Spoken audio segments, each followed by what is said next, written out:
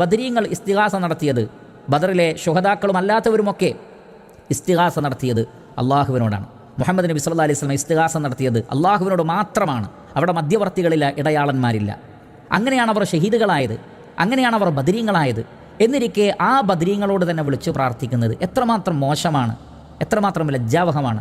അത് യഥാർത്ഥത്തിൽ നബി സല്ലല്ലാഹു അലൈഹി വസല്ലമയെയും സ്വഹാബികളെയും അപമാനിക്കുന്നതിന് തുല്യമല്ലേ?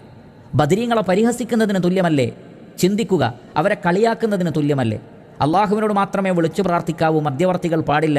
വലിയകളെ അമ്പിയാക്കളെ വിളിച്ച് പ്രാർത്ഥിക്കരുത്, അവരെ ഇടയാളന്മാരാക്കരുത്, അവർക്ക് നേർച്ച വഴിപാടുകൾ അർപ്പിക്കരുത്, അതൊക്കെ ശിർക്കാണ് എന്ന് വിശ്വസിച്ചതിൻ്റെ പേരിലും അത് പ്രചരിപ്പിച്ചതിൻ്റെ പേരിലുമാണ് ബദർ യുദ്ധമുണ്ടായത്. അവരിൽ പലരും ഷഹീദുകളായത്, അവർ ബദരീങ്ങളായി തീർന്നത്.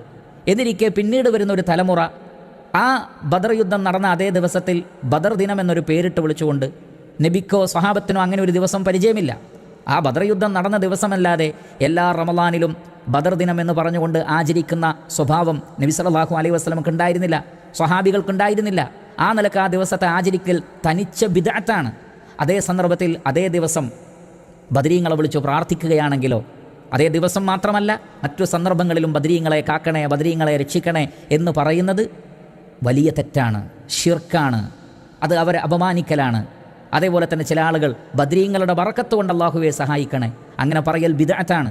കാരണം നബി സല്ലല്ലാഹു അലൈഹി വസല്ലം അങ്ങനെ ഒരു ദുആഇൻ്റെ രീതി, ഒരു പ്രാർത്ഥനയുടെ രീതി അല്ലാഹുവിൻ്റെ റസൂൽ പഠിപ്പിച്ചിട്ടില്ല. സ്വഹാബികളാരും അങ്ങനെ നമുക്ക് കാണിച്ചു തന്നിട്ടില്ല. അതുകൊണ്ട് ബദരീങ്ങളുടെ ബറക്കത്ത് കൊണ്ട് ഞങ്ങളെ സഹായിക്കണമേ എന്ന രൂപത്തിലുള്ള അല്ലാഹുവിനോടുള്ള പ്രാർത്ഥനാ രൂപം അത് ബിദ്അത്താണ്.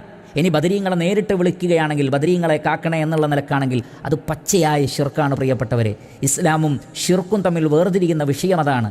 ആ വിഷയം ഗൗരവത്തോടുകൂടി മുസ്ലിം ഉമ്മത്ത് മനസ്സിലാക്കുക.